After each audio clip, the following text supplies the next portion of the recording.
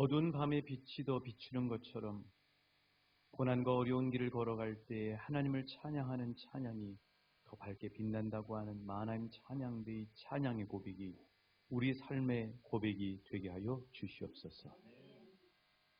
이면숙 권사님과 한종근 집사님을 예수 이름으로 축복합니다. 우리 주신 신명기 15장 10절의 말씀처럼 이웃에게 흘려보낼 때 하나님께서 닿는 곳마다 더 많은 복을 주시겠다고 말씀하신 이 말씀으로 축복받는 이면숙 권사님 되게 하여 주시옵소서. 믿음의 3대를 이루고 친정 가문이 복음으로 꼽히기를 원하며 새벽마다 기도하는 여정의 눈물 기도를 받으시고 하나님이 그 기도대로 풍성하게 응답하여 주옵소서.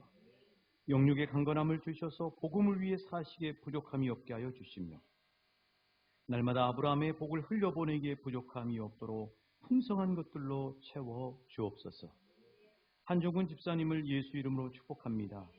가정을 이루게 하시고 귀한 믿음의 아내를 만나게 해주셨사오니 하나님 나라 가정 되게 해주셨사오니 영적 가장으로 세워지게 하여 주옵소서. 직장에서 일할 때마다 눈동자처럼 지켜 보호하시고 집사님 때문에 많은 사람들이 복을 받는 축복의 통로 되게 하여 주옵소서. 좋은 태 열매를 많이 주셔서 대한민국과 하나님 나라와 그리고 가문의 영광을 위해 하나님 앞에 영광 돌리게 하여 주옵소서. 주신 출애굽기 15장 2절의 말씀처럼 여호와가 힘이 되어 주시고 여호와가 노래가 되시며 여호와가 구원이 되어 주옵소서. 하나님 이 시간에 말씀을 듣길 원합니다. 오직 주님만 크게 보이게 하여 주옵소서. 오직 주의 음성만이 들리게 하여 주옵소서. 오직 주님의 손길만이 우리에게 느껴지게 하여 주옵소서. 말씀 듣는 동안에 깨달아지게 하시고 말씀 듣는 동안에 영육이 치유되게 하여 주시고 말씀 듣는 동안에 응답받는 역사가 있게 하여 주옵소서. 믿고 감사하오며 예수님 이름으로 기도하옵나이다. 아멘. 우리 주님 이름으로 사랑하고 축복합니다. 제가 잘 아는 어떤 분이 카톡에 보면은 이렇게 그 타이틀 사진이라고 그러나요? 그 사진이 있잖아요. 그래서 그 사진에다가 이런 사진을 올려놓으셨더라고요. 그분 사진은 아닙니다. 그분을 직접 또 이렇게 띄워드리긴 그래서 국가조찬기도의 사진이거든요. 국가조찬기도에 이제 참여를 하시고 그리고 이제 아마 영광이 됐던 것 같아요. 조찬기도에는 대통령이라든가 주요 요인들이 참석을 하고 또 아무나 그곳에 참여할 수 있는 게 아니라 초청장을 받아야 참여할 수가 있거든요. 그래서 그분에게는 정말 두고두고 간직하고 싶은 영광이었나 봐요. 그래서 그렇게 카톡에다가 사진을 올려놓으셨더라고요. 자, 오늘 이 본문을 기록한 제자 요한은 갈릴리 가나에 있는 혼인잔치에 참여를 하게 됐는데 예수님이 계시는 혼인잔치에 참여하게 된 것입니다. 그때는 그게 큰 영광을 잘 몰랐었던 것 같아요. 그런데 이 제자 요한이 복음을 전하다가 결국 유배를 당하잖아요. 오늘날의 터키 땅의 반모섬에 유배를 당하는데 그곳에서 하나님이 하늘문을 열어주시면서 놀라운 광경을 보여주시고 이 제자인 요한에게 그때 갈릴리 가나에서 참여했던 예수님이 함께했던 결혼식이 어떤 의미가 있는지 알게 해주셨어요. 그래서 이 요한은 끝까지 믿음을 지키다가 승리하게 됩니다. 여러분 생각을 해보세요. 예수님이 계시는 결혼잔치. 생각만 해도 영광스럽지 않습니까? 대통령이 참여한 국가조찬기도에 참여하는 것도 영광인데 예수님이 계시는 그 결혼잔치에 참여하고 있어요. 얼마나 기쁘겠어요. 얼마나 풍성하겠어요. 얼마나 회복의 역사가 일어나겠어요. 자, 정말 이 예수님이 계시는 그 말씀 그대로 갈릴리 가나의 혼례잔치에 예수님이 가시니까 어떤 일이 벌어졌습니까? 예수님이 물을 뭘로 바꾸셨어요? 포도주로 바꾸셨어요. 그런 놀라운 기적을 베풀어 주셨습니다. 자, 그런데 요한은 이런 예수님의 베푸신 기적이 어떤 의미가 있다고 11절에서 말씀하고 있나요? 우리 11절 같이 한번 봉독하실게요. 시작. 예수께서 이 첫 표적을 갈릴리 가나에서 행하여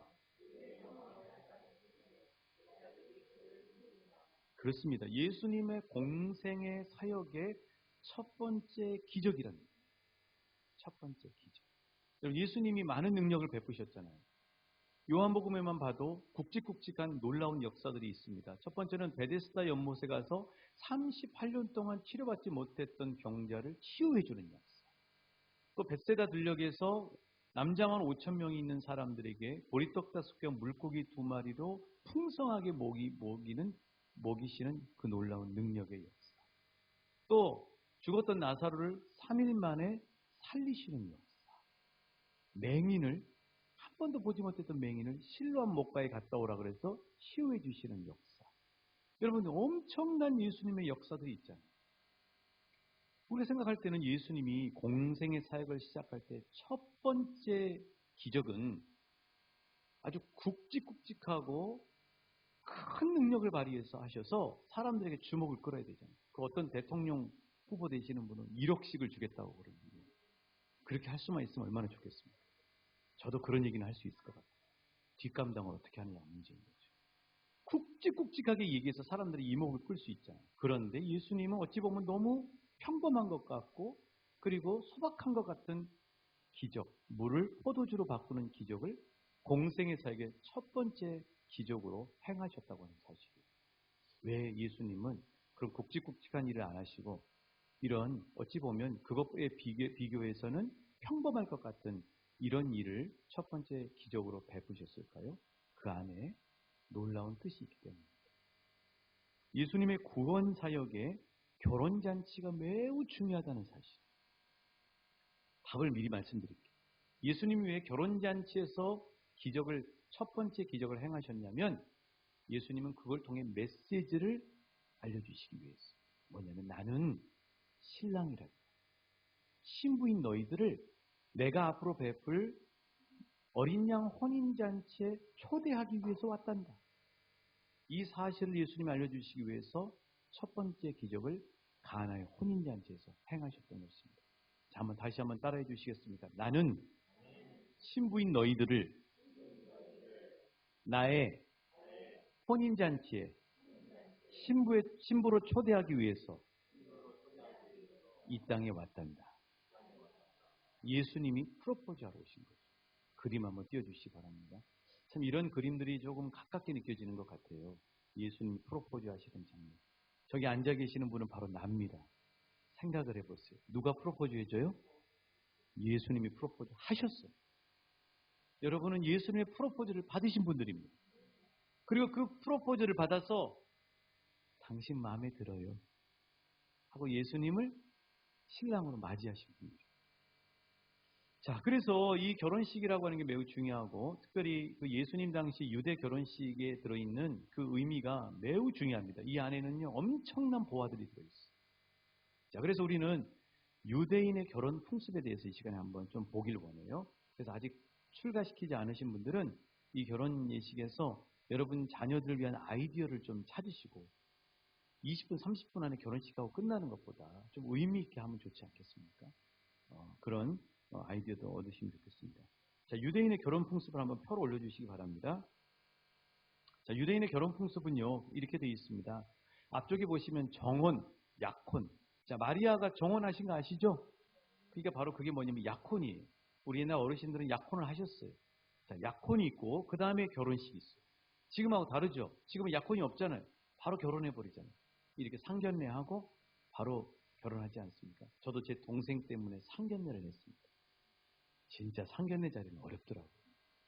제가 기도하고 양가 이렇게 모이셔서 상견례를 했는데 참 상견례 자리는 참 기억에 남으면서도 어려운 자리인 것 같더라고요. 자, 여러분 이렇게 유대인의 결혼식은요.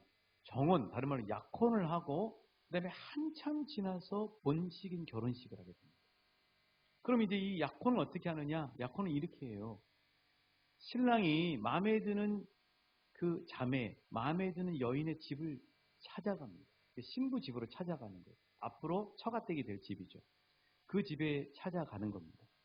그래서 그 집에 갈 때는 그냥 가는 게 아니고 반드시 두 가지를 가지고 가야 돼요. 지참금하고 증표가 되는 선물을 가지고 가야 됩니다. 그럼 이 지참금이 대체 얼마나 되느냐? 예수님 당시에 보통 지참금은 한 30세겔 정도 됐는데 이 30세겔이 어느 정도 돈이냐면은 다윗의 직업이 목동이잖아요. 목동이 1년 내내 쇠약볕과 비바람을 맞으면서 번 1년 연봉이 10세겔이에요. 그러면 신부 집에 가서 결혼을 승낙받기 위해서 가지고 가는 지참금은 엄청난 돈이죠. 3년 동안 고생해서 모아야 그 지참금을 낼 수가 있어요. 그건 뭐냐면 그만큼 내가 아내로 맞이할 이 여인은 소중한 분입니다 하는 것을 이야기해 줍니다. 그러면 이제 그 신부의 부모님이 허락을 하면은 지참금을 받습니다. 자, 그렇게 하고 그 다음에 이제 신부에게는 뭘 하냐면은요, 특별히 준비한 선물을 주는데 그 선물은 뭐냐면은 내가 결혼 날짜 잡아서 올 때까지 이 선물을 보면서 기다리면서 나를 생각하세요 하고 하는 선물을 주는 거예요. 자, 그런데 이제 이렇게 약혼을 하면은 이스라엘에서는 바로 결혼입니다. 우리로 얘기하면은 결혼식 하기 전에 혼인신고 하잖아요. 그렇게 하면 법적으로 이미 결혼한 부부가 되는 거거든요. 이스라엘에서는 약혼을 하게 되면 이미 법적으로는 결혼한 부부가 됩니다. 그래서 예수님의 어머니 마리아가 정혼한 상태에서 약혼한 상태에서 임신한 게 문제가 있어요. 아시겠죠? 자, 신랑은 이제 허락을 받았습니다. 아주 기분 좋은 마음으로 자기 집으로 가겠죠? 자기 집으로 갈 때에 신부에게 반드시 이렇게 이야기를 하고 갑니다. PPT 한번 띄워주시면 좋겠는데요. 우리가 신랑이다 하는 마음으로 한번 같이 읽었으면 좋겠습니다. 신부에게 이렇게 말합니다. 우리 같이 읽어보실게요. 시작. 내가 가서 당신을 위해 처소를 준비하고 당신에게로 다시 와서 당신을 나 있는 곳으로 데려가 살겠습니다. 이렇게 얘기를 하고 갑니다. 기다려줘요. 내가 언제 올지 모르지만. 그리고 이제 신랑은 기분 좋은 마음으로 승낙을 받았으니까 가지 않겠어요? 얼마나 긴장하고 신부 집에 갔었겠습니까? 저도 허락을 받으러 갔는데 예비 장모님이 빵을 좋아하신다 그래가지고 그 빵을 사가지고 갔는데 그 빵이 이렇게 그 비닐 호일로 이렇게 말아져 있었어요. 그게 이제 우리 장모님이 먹으라 그랬어요. 먹었는데 세상에 비닐도 안 벗기고 먹었습니다.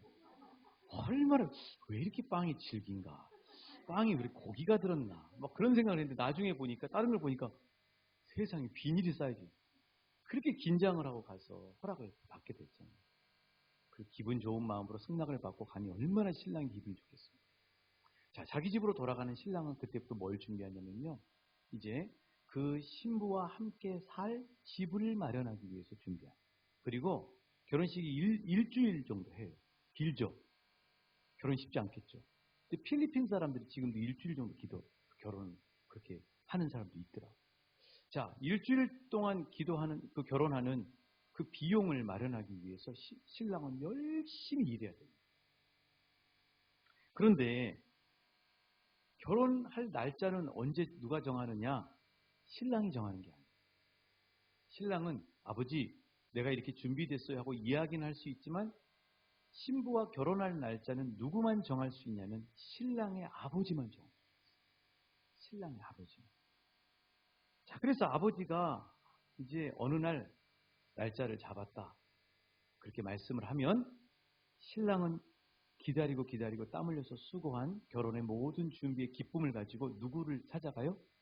신부를 찾아가요. 신부 집으로 찾아가겠죠. 보통 신부와 약혼한 다음에 1년 아니면 2년 그리고 그 이상의 시간이 걸려요. 약혼했으면 금방 결혼할 줄 아는데 그게 아니라 꽤 오랜 시간을 기다려야 되죠. 참 신부가 눈이 빠질 것 같습니다. 목이 빠질 것 같아요. 그렇게 기다려야 됩니다. 자, 신부를 이제 데리러 갑니다. 그런데 신부를 데리러 갈 때는 반드시 밤에 가야 돼요. 왜 밤에 가느냐? 창세기 1장 5절의 말씀처럼 저녁이 되고 아침이 되니 이는 첫째 날입니다. 이스라엘 사람들은 우리처럼 아침에 동이 트면 하루가 시작된다고 생각하는 개념이 아니라 창세기의 말씀처럼 저녁에 해가 지면 하루가 시작된다는 생각을 가지고 있어요. 그래서 결혼은 시작이니까 캄캄한 어두움이 들 때, 동이 이제 해가 가라앉았을 때 결혼식을 하기 위해서 신부를 찾아가게 되는 것이죠. 그러니까 예수님이 물을 포도주로 바꾸시는 이 기적은 어디서 하셨냐면요. 햇볕 아래서 하신 것이 아니라 등불 아래서 하셨어요. 밤에 하셨습니다. 밤에 결혼식을 합니다. 자, 그래서 마태복음 25장에 보면 열처녀의 비유가 이해가 되는 것입니다. 신랑이 언제 찾아갔어요? 밤에 찾아갔어요. 슬기로운 다섯 처녀는 뭘 준비했어요? 기름을 준비했어요. 그런데 미련한 다섯 처녀는 준비를 못했어요. 왜 그랬냐면 미리 날짜가 예고가 없습니다. 신랑 아버지가 날짜 잡았다. 데려와라. 그러면은 이제 가는 거예요. 그러니까 신부는 신랑이 오기까지 약혼했음에도 불구하고 어느 날 올지를 모르기 때문에 계속해서 준비하고 있어요. 밤에 북적북적한 소리가 나고 저 먼 발치에서 빛이 점점 가까이 다가오면 신부네 집은 비상이 걸리는 거죠. 누가 오고 있는 거예요? 드디어 신랑이 결혼 날짜를 잡아서 나를 데리러 오는구나 하고 준비하는 거예요. 그게 신부 집은 항상 준비를 하고 있어요. 자, 그렇게 이제 신랑이 신부를 데리고 자기 집으로 갑니다. 그러면 이미 자기 집에는 결혼식 준비가 다 돼 있는 상황이에요. 자, 어느 때 결혼이 열린다고요? 낮이에요? 밤이에요? 밤이에요. 밤에 결혼식이 열립니다. 자, 그러면 이제 밤에 결혼식을 하는데 이 결혼식에는 반드시 초대장을 받은 사람만 참여할 수가 있어요. 아무나 그냥 가서 이렇게 결혼식 잔치집 많으니까 내가 가서 여기서 먹어야 되겠다 하고 그렇게 할 수 있는 게 아니고 반드시 초대받은 사람들만 갈 수 있어요. 그게 오늘 본문 요한복음 2장 2절이에요. 같이 읽어보실까요? 시작. 예수와 그 제자들도 그렇습니다. 이렇게 결혼식이 시작이 되면 일주일 동안 정도를 결혼식을 하는 거예요. 그러니까 여러분 가나의 혼인잔치에서 포도주가 떨어진 이유를 아시겠죠? 하루 하는 게 아니라 일주일 동안 잔치를 합니다. 그게 떨어질 수가 있는 거죠. 자, 이렇게 결혼식 마지막 날에는 신랑이 신부 앞에서 포도주를 자신이 먼저 마시고 신부에게 이렇게 마시게 합니다. 그리고 이제 초대받은 친구들과 하객들이 진심으로 기뻐해요. 이게 좀 달라요. 우리는 너무 바쁘게 생활해서 봉투 드리고 그냥 밥만 먹고 가잖아요. 그런 경우가 많잖아요. 그런데 자, 영상을 한번 띄워주시겠어요? 이스라엘에 오늘날 그대로 이어받은 전통이 있는 결혼식을 한번 보여드릴게요. 저는 이제 열심히 기도를 해주는데, 이제 또 이 결혼식에 또 하나 빼놓을 수 없는 것이 이제 춤이에요, 춤. 정말 이 앞에 보시죠. 맛있는 음식을 차려놓고 온 모든 신부들이, 자 보세요. 이 신부가 그냥 열심히 즐겁게 온 힘을 다해서 춤을 추는데 이 춤추는 모습 보세요. 이 춤에는 이 어린아이에서부터 할아버지 이름까지. 제가 이걸 촬영하면서 이게 정말 유대인들의 결혼이구나. 정말 이 한 부부가 탄생하는 것이 이렇게 친구들이면 친구들, 어른이면 어른, 친척이면 친척. 그래서 이 유대인들의 결혼식은요, 이 결혼식에서부터 이게 춤을 추고 피를 내리기까지 얼마나. 여러분 어떠세요? 진짜 축제의 분위기 나죠? 우리나라 이 피로연은요, 예전에 정말 야한 것까지 다 했어요. 계란을 막 집어넣고 술 들이키고 수준이 다르잖아요. 정말 기뻐해 주잖아요. 저녁 7시, 8시에 결혼식에 참여해서 결혼식이 끝나고 저렇게 축제를 하면서 한 사람도 가지 않고 모두가 신랑 신부와 함께 손을 잡고 춤을 추면서 건전하게 기뻐하면서 새벽까지 함께 해줍니다. 진정한 이 축복의 그 맛이 생생하게 녹아있는 결혼식이 바로 유대인들의 결혼식인 거죠. 자, 여러분, 이런 유대인의 이 결혼 풍습을 왜 이렇게 이야기한 이유는 뭐냐면 이 결혼 풍습 안에 하나님의 구원 계획이 담겨 있다는 사실. 이 유대인의 결혼 풍습의 이 과정 속에서 하나님의 구원 계획의 축소판이 들어있어요. 그래서 지금 오늘 설교 말씀처럼 지금 나는 어디에 서 있는가를 오늘 말씀 속에서 이제 우리는 알 수 있게 되는 거죠. 자, 예수님과 함께 가나의 혼인잔치에 참여했던 제자 요한은 밤모섬에서 하늘이 열리면서 결혼잔치의 진정한 의미를 깨닫게 됐어요. 그리고 이렇게 요한계시록 19장 7절부터 9절에서 기록하고 있습니다. 자, 예수님이 참여한 결혼잔치, 대체 이 유대의 결혼잔치는 영적으로 어떤 의미가 있는가? 같이 읽어보실게요. 시작. 우리가 즐거워하고 그에게 영광을 돌리세. 어린 양의 혼인 기약이 이르렀고 그의 아내가 자신을 준비하였으므로. 8절, 9절까지요. 그에게 빛나고 깨끗한 세마포 옷을 입도록 허락하셨으니 이 세마포 옷은 성도들의 옳은 행실이로다 하더라. 천사가 내게 말하기를 기록하라. 어린 양의 혼인잔치에 청함을 받은 자들은 복이 있도다 하고 또 내게 말하되 이것은 하나님의 참되신 말씀이라 하기로. 한번 따라해 주시겠어요? 어린 양의 혼인잔치에 청함을 받은 자들은 복이 있습니다. 자, 좌우 옆 사람에게 축복하십시오. 어린 양의 혼인잔치에 청함을 받으십시오. 그것이 최고의 축복입니다. 자, 그러면 여러분 예수님이 공생의 사역의 첫 번째 기적을 가나의 혼인잔치에서 행하신 이유를 아시겠죠? 그건 뭐냐면 아까 말씀드린 것처럼 나는 너희들을 내가 앞으로 열 어린 양의 혼인잔치의 신부로 초대하기 위해 이 땅에 왔다. 자, 그러면 이 유대인의 결혼 풍습 속에 하나님의 구원 계획이 들어있다고 했는데, 그럼 그게 대체 구체적으로 뭔가? 첫 번째 우리가 정원을 한번 볼까요? 약혼. 자, 약혼을 합니다. 약혼할 땐 신랑이 누구 집에 간다고요? 신부 집에 가지요. 우리의 신랑은 예수님이셔요. 여러분과 저의 신랑은 예수님이십니다. 예수님이 신부를 데리러 신부의 집에 가듯이 예수님이 신부인 우리들을 데리러 이 땅에 오신 거예요. 그게 2000년 전에 성육신하신 사건. 예수님이 이 땅에 오신 이유는 신랑이신데 그 신랑이 신부인 나를 자신의 아내로 맞이하기 위해서 초대하기 위해 이 땅에 오신 거예요. 사순절 기간에 그 의미를 우리가 깊이 새기는 거죠. 그런데 예수님이 오실 때는 신랑이 신부 집에 올 때는 뭘 준비해 가지고 와야 된다고요?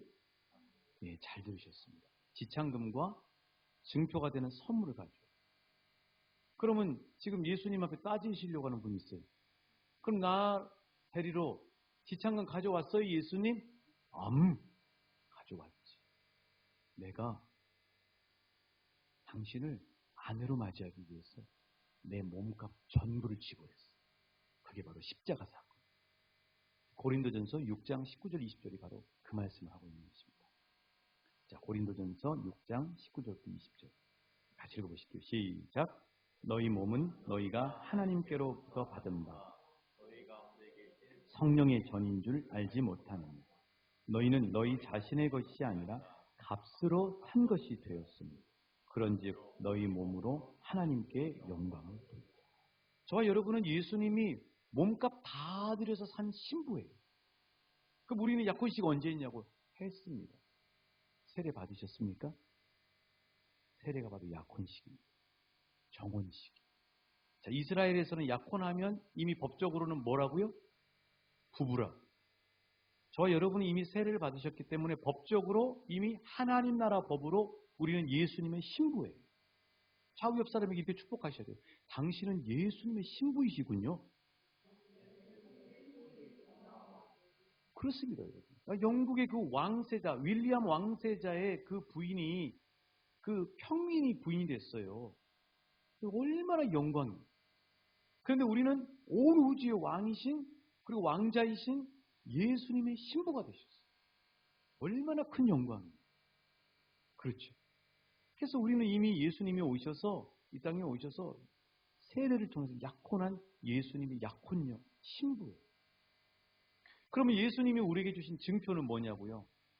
신랑이 언제 올까 기다릴 때마다 신랑 생각하는 증표가 뭐냐고 이겁니다. 이게 증표예요. 아시겠죠? 십자가. 여러분 예수님 신랑이 보고 싶은 십자가를 바라보실 수 있게 축복합니다. 여러분 외로우시고 힘드시면 기다리시기 힘드시면 십자가를 바라보실 수 있게 축복합니다. 이 십자가에서 내 신랑 예수가 원래만도 못한 나를 신부로 맞이하기 위해서 당신의 몸값 전부를 지불해 줬어 하는 그 예수님의 사랑, 그 예수님의 사랑의 징표, 바로 이게 십자가인 것이죠. 자, 이렇게 예수님이 2000년 전에 이 땅에 오셔서 다시 우리에게 프로포즈를 하시고 우리와 약조를 하시고 약혼을 하시고 다시 당신의 집으로 돌아가셨어요. 그게 바로 승천. 예수님 승천하셨어요. 그런데 이 승천 사건, 예수님은 무엇을 하시러 다시 신랑 집인 하늘 왕궁으로 승천하셨는가? 그 이유는 결혼을 해서 우리와 살 집을 마련하고 앞으로 벌어질 어린 양의 혼인잔치라고 하는 결혼식을 준비하기 위해 돌아가십니다. 아까 신랑이 자기 집으로 돌아갈 때 신부에게 이렇게 한다고 이야기했었죠? 아까 그 PPT 다시 한번 띄워주시겠어요? 신랑이 신부에게 이렇게 말을 하고 자기 집으로 돌아간다고 그랬어요. 내가 가서 당신을 위해 처소를 준비하고 당신에게로 다시 와서 당신을 나 있는 곳으로 데려가 살겠습니다. 이 말씀을 예수님이 우리에게 하시고 가셨어요. 그게 요한복음 14장 2절 3절. 우리가 잘 아는 말씀입니다. 요한복음 14장 2절 3절. 자, 신랑이신 예수님이 신부인 나에게 뭐라고 말씀하시고 저 신랑 집으로 돌아가셨는가? 우리 같이 읽어보십니다. 시작. 그렇지 않으면 너희에게 일렀으리라. 내가 너희를 위하여 거처를 예비하러 가노니 가서 너희를 위하여 거처를 예비하면 내가 다시 와서 너희를 내게로 영접하여 나 있는 곳에 너희도 있게 하리라. 할렐루야. 요한복음 14장 2절 3절을 읽으실 때마다 우리는 신랑이 나에게 약속하신 일 하는 사실을 떠올리시고 그 신랑을 사모하고 기다리시오. 자, 그럼 언제 신부인 나를 데리러 이 땅에 오신다고요? 신부 집에 데리러 와야 되잖아요. 그게 마태복음 25장의 열처녀 비유의 이야기잖아요. 아무도 몰라요. 천사도 모르고요. 신랑인 예수님도 모릅니다. 오직 하나님 아버지만. 그 얘기를 예수님의 제자들이 주님, 언제 주님이 다시 오십니까? 하고 물었더니 예수님이 마태복음 24장 36절에서 이렇게 말씀하신 이유에 읽어보실게요. 시작. 그러나 그날과 그때는 아무도 모르나니 하늘의 천사들도 오직 아버지만 아십니다. 아시겠죠? 모두 이게 하나님의 구원 계획이 유대인의 결혼 풍습에 그대로 되어 있는 거죠. 자, 그래서 신부인 우리는 신랑이신 예수님이 다시 오실 날을 사모하면서 증표인 십자가를 바라보면서 이 땅에서 순결을 지키고 기다려야 돼요. 분명한 사실은 신랑이 언제 오신다고요? 밤에 오십니다. 밤에. 이 세상이 어두워져 갈 때 오셔요. 죄로 어두워져 갈 때. 그것이 바로 로마서 13장 11절에서 14절의 말씀이 바로 그 말씀입니다. 로마서 13장 11절부터 14절 시작. 또한 너희가 이 시기를 알거니와 자다가 깰 때가 벌써 되었으니 처음 믿을 때보다 가까웠습니다. 밤이 깊고 낮이 가까웠습니다. 그러므로 우리가 어둠의 일을 벗고 빛의 갑옷을 입자. 낮에와 같이 단정히 행하고 방탕하거나 술 취하지 말며 음란하거나 호색하지 말며 다투거나 시기하지 말고 오직 주 예수 그리스도로 옷 입고 정욕을 위하여 육신의 일을 도모하지 말며. 저와 여러분은 신부예요. 신부의 입장에서 이 말씀을 읽어보세요. 너무 생생하게 와. 세상이 어두워져 가고 있니? 나도 신랑인 나도 언제인지는 몰라. 하나님 아버지만 아시오. 그러나 세상이 어두워지면 밤이 되면 반드시 신부인 당신을 데리러 올 거예요. 세상이 어두워져 가고 있습니까? 그러면 여러분 신부는 신랑이 올 날이 가깝다는 사실을 아셔요. 그리고 주 예수로 옷 입고 준비하시고 있어요. 근데 너무 재미있는 게 이 설교를 준비하면서 춘향전이 생각이 나요. 광안루에 가보셨어요? 광안루에 이렇게 잘 모르시겠으면 박민영 집사님한테 좀 안내를 해달라고 하십니다. 남원 분이시니까. 여러분 이 춘향전이 어떤 얘기예요? 춘향전 안에 복음이 들어있더라고요. 이 이몽룡이 그 자기 아버지가 이렇게 부임을 받아가지고 사또로 부임받아서 남원 고을에 이렇게 온 거잖아요. 그래서 이제 춘향이 사랑에 빠집니다. 그런데 거기 계속 있으면 좋은데 그게 아니라 다시 한양으로 돌아가야 됐어요. 발령이 났겠죠. 자, 그렇게 돌아가면서 이몽룡이 춘향이와 함께 혼인 약속을 합니다. 그렇죠? 혼인 약속을 해요. 그러면서 뭐라고 이야기하냐면 내가 한양에 가서 열심히 공부해가지고 장원급제해서 너를 데리러 올 테니까 그때까지 꼭 기다려줘 하고 이야기를 하고 간 겁니다. 이몽룡은 열심히 가서 이제 춘향이하고 결혼할 그날을 생각하면서 공부를 했겠죠. 자, 그런데 그 기간 동안에 이 과거를 준비하는 기간 동안에 춘향에게는 무슨 일이 벌어졌어요? 우리 너무 잘 알잖아요. 새로 부임한 변사또가 춘향이에게 수청을 들라고 합니다. 근데 춘향이가 수청을 들었어요? 안 들었죠? 왜요? 이몽룡과 한 약속이 있기 때문에. 혼인 약속이 있기 때문에. 그래서 끝까지 수절을 지키면서 이 수청을 들지 않습니다. 결국 그 일로 인해서 춘향이는 감옥에 갇히고 말아요. 옥살이를 하고 말죠. 자, 그러던 중에 흘러서 변사또가 결국은 자기의 생일날 마지막으로 춘향이에게 선택의 기회를 주기로 하고 성대하게 잔치를 벌입니다. 근데 그 잔치에 거지 한 사람이 들어왔어요. 그 사람이 누구예요? 그 거지 이 속에는 뭐가 있어요? 마패가 있죠. 이미 장원급제한 이몽룡은 암행어사가 됩니다. 그날 성대하게 잔치를 베풀고 춘향이가 수청을 안 들면 이제 결단을 내리려고 했어요. 근데 그 순간에 이몽룡이 보고 암행어사 출도요! 했더니 숨어있는 구인들이 다 들어와가지고 변사또와 그 부정부패했던 탐관오리들 다 결박하고 그리고 고개를 숙이고 있는 춘향이 고개를 들라. 이 서방님이십니까? 수절을 지키고 정절을 지킨 춘향이와 함께 혼례를 치르고 한양에 가서 행복하게 오래오래 살았답니다. 여러분, 이 이야기가 신부인 우리하고 너무나 이 정말 닮은 부분들이 많잖아요. 자, 그러면 지금 우리는 어디에 서 있는지 여러분 아시겠죠? 우리는 어디에 서 있어요? 우리는 신랑이신 예수님이 오실, 결혼식하러 오실 그날을 기다리고 있는 사람. 아시겠죠?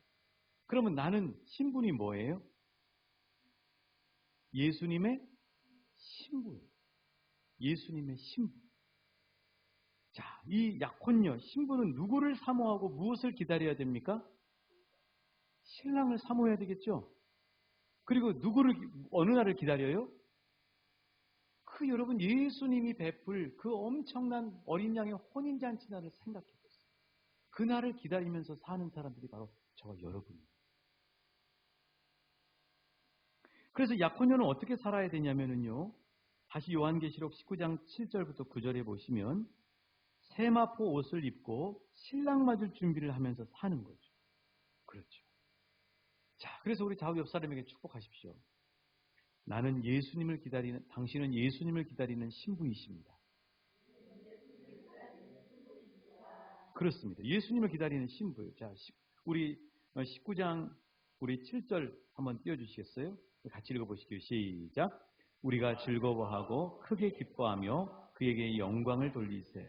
어린 양의 혼인 계약이 이르렀고 그의 아내가 자신을 준비하였으므로 그에게 빛나고 깨끗한 세마포 옷을 입도록 허락하였으니 이 세마포 옷은 성도들의 옳은 행실이로다 하더라. 그렇죠. 자, 신부는 무슨 옷을 입고 있다고요? 빛나고 그리고 밝고 깨끗한 세마포 옷을 입는 거예요. 자, 저와 여러분은 신부라고요. 예수님의 신부예요. 여러분 기쁘십니까? 우리 신랑이 예수님이에요. 여러분의 신랑이 좀 속을 썩여도 예수님이 내 신랑이기 때문에 그건 희망을 가지실 수 있기를 축복합니다. 신랑이 예수님. 세마포 옷을 입어요. 그럼 어떻게 세마포 옷을 입느냐? 우리의 선한 행실과 착한 양심으로요. 천만의 말씀. 선한 행실과 착한 양심으로는 우리 가운데 그 기준에 맞출 수 있는 신부는 단 한 사람도 없습니다. 그러면 어떻게 밝고 빛나고 깨끗한 신부의 옷, 세마포 옷을 입는지를 요한계시록 7장 14절에서 이렇게 가르쳐 주시고 계세요. 하나님은. 같이 읽어보십니다. 시작. 내가 말하기를 내 주여 당신이 아니다 하니 그가 나에게 이르되 이는 큰 환난에서 나오는 자들인데 어린 양의 피에 그 옷을 씻어 희게 하였느니라. 아시겠죠? 어떻게 우리가 흰 세마포를 입을 수 있다고요? 날마다 예수님이 주시고 가신 십자가 앞에서 예수님의 보혈을 의지하고 발라야 되는 거예요. 내 양심, 내 행동, 내 선행으로 깨끗한 세마포 옷을 입는 신부가 아니라 예수님의 보혈만이 나를 깨끗하게 하실 수 있어요. 예수님을 의지할 때만이, 예수님의 십자가를 바라볼 때만이 우리는 세마포옷을 입는 신부로 준비될 수 있다는 사실. 그리고 그 은혜에 감사해서 나는 신랑의 신부이기 때문에 신부답게 사는 것이 복음을 살아내는 거예요. 복음을 살아내서 구원을 받는 게 아니고, 복음을 살아내서 예수님의 신부가 되는 게 아니고, 우리는 이미 예수님의 신부가 되었어요. 신부이니까 신부답게 사는 거예요. 그게 복음을 살아내는 거예요. 뒤바뀌시면 안 돼요. 뒤바뀌시면 내가 말씀대로 살고, 내가 선한 행실을 하고, 내가 이웃을 도와서 내가 잘해가지고 구원받는 게 돼버리는 거예요. 이거는 복음하고 정반대가 되는 거죠. 그게 아니고, 나는 공로 없고 부족하지만 예수님이 나를 사랑하시고 받아들이셔서 신부가 된 겁니다. 그래서 이미 예수님이 신부가 되었어요. 신부니까 신부답게 사는 거예요. 그게 바로 격조 있는 예수님이 주신 천국 복음인 말씀대로 살아갑니다. 이렇게 되죠. 지난 3월 1일에 그동안 우리를 괴롭혔던 방역 패스가 이제 해제가 됐습니다. 괴롭혔다는 말을 오해하시면 안 됩니다. 그렇게 번잡스럽죠. 그날 이렇게 식당을 가서 식사를 하게 됐는데 갑자기 허전한 거예요. 딱 가면은 방역 패스를 내야 되잖아요. 근데 방역 패스를 내지 않고 들어가니까 너무 좋은 거예요. 와, 이게 그렇게 좋구나. 우리는 꽤 오랜 시간을 방역 패스를 이렇게 찍고 식당이라든가 중요한 시설에 갔습니다. 저런 거죠. 저렇게. 또 그러려면 방역 패스를 찍으려면 어떻게 해야 돼요? 저 코드를 받아야 되죠. 저게 바로 QR코드예요. 근데 저 QR코드를 받으려면 어떻게 하셔야 돼요? 질병청에서 저걸 보내주는데 저걸 하려면 못해도 1차 아니면 2차까지 예방 백신, 코로나 백신의 접종을 받으셔요. 저는 저 백신과 QR코드를 보면서 하나님 나라를 생각했어요. 이 방역 패스가 있어야 식당에 들어가는 것처럼 하나님 나라에 들어가려면 그냥 들어갈 수 있을까? 아니거든요. 천국의 방역 패스가 준비가 되어 있어요. 저와 여러분은 천국의 방역 패스를 준비하시고 있어요. 천국의 방역 패스. 근데 그 천국의 방역 패스는 뭐가 천국의 방역 패스냐고요? 예수님의 보혈이에요. 여러분이 핸드폰으로 이렇게 방역 패스 QR코드를 보여주시는 것처럼 우리가 천국에 들어가려면, 천국이라고 하는 그 하나님 나라에 들어가려면은 우리가 우리 가슴에 발라져 있는, 우리 영혼에 발라져 있는 예수님의 보혈이라고 하는 방역 패스가 발라져 있어요. 그래야 천국에 들어갈 수가 있어요. 교회는 아무나 올 수 있어요. 교회는 길 가다가도 들어오실 수 있고요. 워낙에 코가 이렇게 빨개져서도 들어오실 수 있어요. 그러나 교회는 그럴지 몰라도 천국은 아무나 들어갈 수가 없어요. 천국은 반드시 방역 패스가 있어요. 예수님의 보혈이라고 하는 방역 패스가 있으셔요.